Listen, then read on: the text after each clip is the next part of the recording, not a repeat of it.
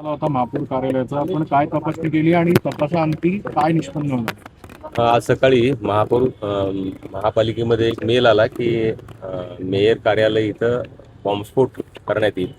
अशा आशयाचा मेल पाहून त्यांनी आम्हाला महापालिका प्रशासनाने पोलीस स्टेशनला कॉन्टॅक्ट केला आणि त्यानुसार 10:35 वाजता तुमचा सगळा पोलीस बंदोबस्त आणि BDDS म्हणजे बॉम्ब शोधक आणि नाशक पथक हे इथं दाखल झालं आणि त्यांनी संपूर्ण या इमारतीची आणि परिसराची पूर्ण तपासणी केली.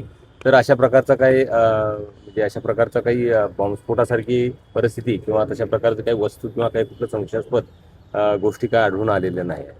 सर, पत्रामध्ये पुणे शहरातले किती लोकेशनचा उल्लेख करण्यात आला होता आणि त्या प्रकरणाचा त्या तपासाचा काय स्टेटस? आता त्याच्यामध्ये एकूण 3 जे घटनास्थळ आहेत किंवा जे ठिकाणं आहेत त्याचा आम्ही अर्थ लावला आहे. म्हणजे आमच्याकडे एक तर मेयर ऑफिस म्हणजे महापालिका हे एक आहे, दुसरं विधान भवन लिहिलेलं आहे त्याच्यामध्ये, परंतु आम्ही पुण्यातलं जे कौन्सिल हॉल आहे तिथंही या संदर्भाने चेकिंग केलेलं आहे. आणि तिसरं आहे मोतीबागेमधलं RSSचं कार्यालय. तर या तिन्ही ठिकाणी आम्ही पूर्णपणे तपासणी केली तर असा कुठेही असा काही प्रकार आढळून आलेला नाही. सर, लेटरच्या खाली नॅशनल खलिस्तान आर्मी म्हणून असा उल्लेख आहे आणि दुसऱ्या बाजूला ऑपरेशन ब्लू स्टारला देखील 42 वर्ष पूर्ण होत आहे.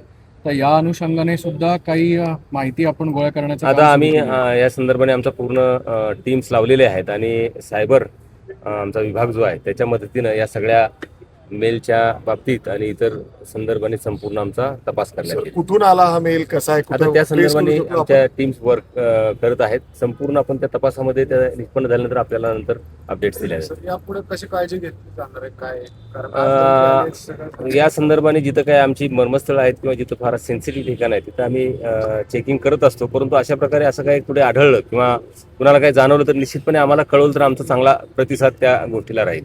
ठीक आहे. थँक्यू.